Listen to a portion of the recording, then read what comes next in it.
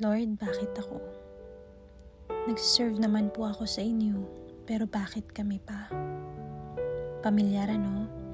Kasi maaaring ganyan na ganyan yung tanong mo, na hanggang ngayon ay wala pa rin kasagutan. When we are going through testing, it's most likely to feel that God is unfair. Kasi nahihirapan ka, kasi walang bago, puro pagsubok na lang. Kailan ba gagaan ang buhay para sa'yo?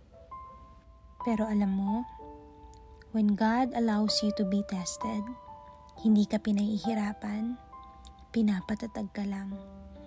Instead of asking the why not try to ask the what? Lord, ano po yung tinuturo mo sa akin sa sitwasyon kong ito? Lord, ano po yung sinasabi mo sa akin? Lord, ano po yung blessing sa suffering kong ito? Yes, it's true na may mga bagay na ibibigay sa iyo si Lord na alam niyang kakayanin mo. Pero madalas, may mga ipaparana siya sa iyo na mas malaki kaysa sa kaya mong gawin para malaman mo na hindi mo kakayanin kapag wala siya sa buhay mo.